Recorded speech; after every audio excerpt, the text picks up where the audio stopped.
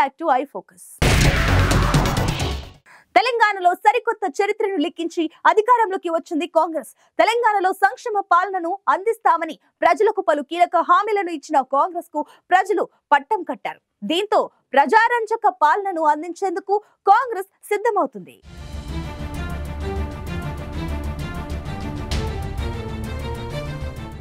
తెలంగాణలో కాంగ్రెస్ ప్రభుత్వం ముందున్న సవాళ్లేంటి? వాటిని అధిగమించడం కాంగ్రెస్ ప్రభుత్వానికి సులభమేనా?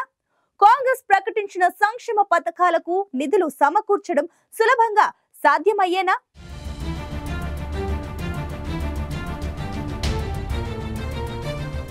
తెలంగాణ రాష్ట్రం ఏర్పడిన తర్వాత తొలిసారి కాంగ్రెస్ పార్టీ అధికారంలోకి వచ్చింది. తెలంగాణ ఇచ్చింది తామే అనే కాంగ్రెస్ పార్టీ నాయకులు మొదటి నుంచి చెప్పుకుంటున్నప్పటికీ ప్రజలు మాత్రం ఆ క్రెడిట్ ను కేసీఆర్కే ఇచ్చారు.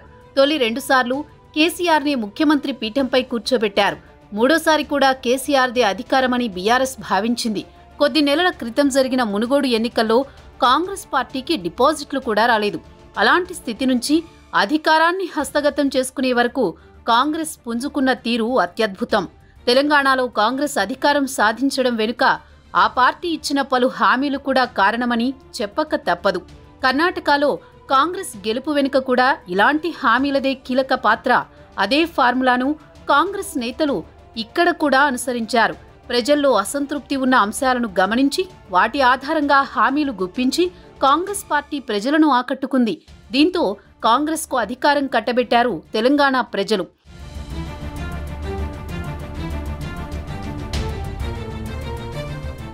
తెలంగాణ అసెంబ్లీ ఎన్నికల్లో 64 స్థానాల్లో విజయకేతనం ఎగురవేసింది కాంగ్రెస్. తెలంగాణలో ప్రభుత్వాన్ని ఏర్పాటు చేసేందుకు సిద్ధమవుతున్న కాంగ్రెస్ పార్టీకి పాలనాపరంగా సవాళ్లు స్వాగతం పలకనున్నాయని తెలుస్తోంది. ఆర్థిక పరంగా తెలంగాణ రాష్ట్రం ఇప్పటికే సమస్యల్లో ఉన్న నేపథ్యంలో ఎన్నికల్లో హామీ ఇచ్చిన వివిధ పథకాలను అమలు చేయడం కాంగ్రెస్ ప్రభుత్వానికి కత్తిమీద సామే కానుందనే విశ్లేషణలు వినిపిస్తున్నాయి. తెలంగాణ రాష్ట్రం ఇప్పటికే 5 లక్షల కోట్లకు పైగా అప్పుల్లో ఉంది. విద్యుత్ సంస్థలు 50,000 కోట్ల నష్టాల్లో ఉన్నాయి. 1,00,000 కోట్ల రూపాయలతో నిర్మించిన కాళేశ్వరం ఎత్తిపోతల పథకం నిరర్ధక ప్రాజెక్టుగా మారిందన్న ఆరోపణలు ఉన్నాయి. ఈ పరిస్థితుల మధ్య కాంగ్రెస్ పార్టీ తెలంగాణ అధికారంలోకి వస్తే అమలు చేస్తామని 6 గ్యారంటీలు సహా పలు కీలక హామీలను ప్రజలకు ఇచ్చింది.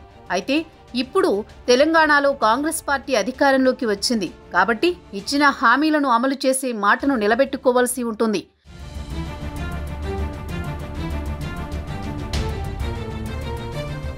తెలంగాణ అసెంబ్లీ ఎన్నికల్లో కాంగ్రెస్ పార్టీ హామీ ఇచ్చిన 6 గ్యారంటీలను అమలు చేయాలంటే ఏటా 75,000 కోట్లకు పైగా నిధులు సమకూర్చుకోవాల్సి ఉంటుంది. 6 గ్యారంటీల్లో ప్రధానంగా 2 లక్షల ఉద్యోగాల భర్తీకి ఏ సమయంలో నోటిఫికేషన్ ఇచ్చేది ప్రకటించింది. దీంతో ఉద్యోగాల భర్తీ కూడా అత్యంత కీలకం కానుంది.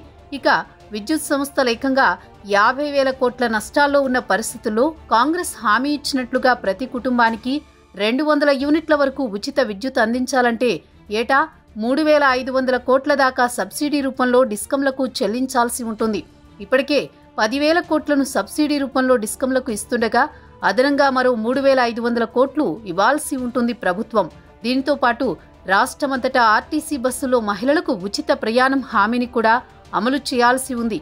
ఈ హామీతో ప్రజా రవాణా వ్యవస్థ మెరుగుపడే అవకాశం ఉన్నా పెరగనున్న రద్దీని తగ్గించడానికి అదనంగా వేలాది బస్సులను ఆర్టీసీకి సమకూర్చాల్సి ఉంటుంది. అయితే ఆర్టీసీ కూడా నష్టాల్లోనే ఉంది. ఇక ఉద్యోగుల కాంట్రిబ్యూటరీ పెన్షన్ స్కీమ్ రద్దు, ఉద్యోగ ఉపాధ్యాయులకు వేతన సవరణ కూడా కీలకం కానుంది.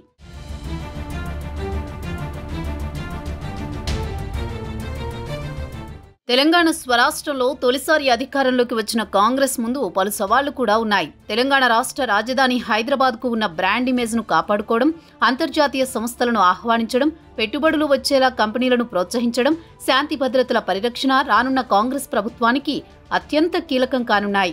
హైదరాబాద్ శాంతి భద్రతలపై కేసీఆర్ దృష్టి సారించిన ఫలితంగానే ఆ పార్టీ గ్రేటర్లో బలమైన ప్రదర్శనతో సీట్లు రాబట్టిందన్న అభిప్రాయాలు వ్యక్తమవుతున్నాయి. ఈ నేపథ్యంలో కాంగ్రెస్ ప్రభుత్వానికి శాంతి భద్రతల పరిరక్షణ కూడా ప్రధాన లక్ష్యం కావాల్సి ఉంది. ఓవైపు మజ్లిస్, మరోవైపు బీజేపీలు ప్రతిపక్షంగా ఉండడంతో హైదరాబాద్తో పాటు పలు సున్నిత ప్రాంతాల్లో శాంతి భద్రతల పరిరక్షణ ప్రధానం కానుంది. తెలంగాణ నిర్వహణలో ఉన్న నాగార్జునసాగర్ డ్యాంను ఏపీ వివాదాస్పదంగా మార్చడంతో ఆ డ్యాంతో పాటు శ్రీశైలం ప్రాజెక్టును కృష్ణా బోర్డుకు అప్పగించే అంశం కూడా కీలకం కానుంది.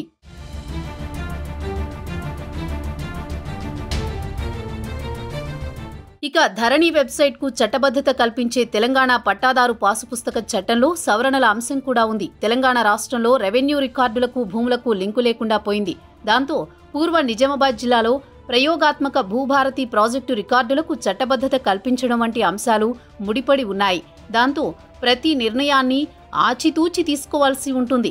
రానున్న 6 నెలల్లోపు పార్లమెంట్ ఎన్నికలు ఉన్నందున సవాళ్లను దాటుకుని 6 గ్యారంటీలు విధిగా ప్రభావవంతంగా అమలు చేయాల్సిన బాధ్యత కొత్తగా కొలువుదీరే కాంగ్రెస్ ప్రభుత్వంపై ఉంది. మరోవైపు కేంద్రంలో ఉన్న బీజేపీ ప్రభుత్వం నిత్యం విసిరే సవాళ్లను తట్టుకుంటూ పాలనను సమర్థవంతంగా సాగించాల్సి ఉంటుంది. కేసీఆర్ పాలనలో అవినీతిని పదే పదే ఎత్తిచూపిన బీజేపీ ఇకపై కాంగ్రెస్ ప్రభుత్వంపైన డేగ కళ్లతో నిఘా పెట్టే అవకాశం ఉంది. బీజేపీ బీఆర్ఎస్ ప్రతిపక్ష స్థానంలో ఉండడంతో కాంగ్రెస్ ప్రభుత్వం వారికి ఎలాంటి అవకాశం ఇవ్వకుండా పాలనను సాగించగలిగితే ఆ పార్టీకి కలిసొచ్చే అవకాశాలుంటాయి.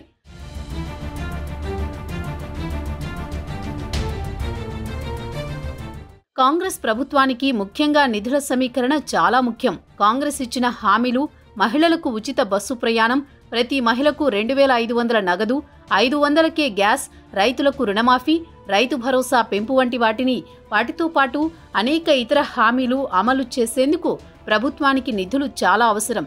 ఇవన్నీ సకాలంలో అందరికీ అందించాలంటే ప్రభుత్వంపై చాలా భారం పడే అవకాశం ఉంటుంది. ఇలాంటి పరిస్థితుల్లో కాంగ్రెస్ ప్రభుత్వం అన్ని సంక్షేమ పథకాలను ప్రజలకు అందించడం ద్వారానే ఆ పార్టీపై ప్రజల్లో మరింత నమ్మకం పెరిగేందుకు అవకాశం ఉంది. తెలంగాణలో తొలిసారి ఏర్పడుతున్న కాంగ్రెస్ ప్రభుత్వం ప్రజలకు ఎలాంటి పాలనను అందిస్తుందనేది ఆసక్తికరంగా మారింది.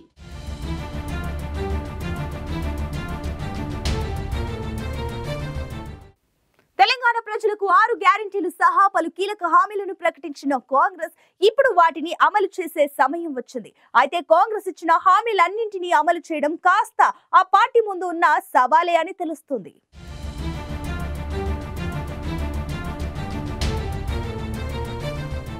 ఇదే వాల్టి ఐ ఫోకస్. సమకాలీన వార్తలపై సమగ్ర విశ్లేషణతో మరో బులెటిన్లో కలుద్దాం.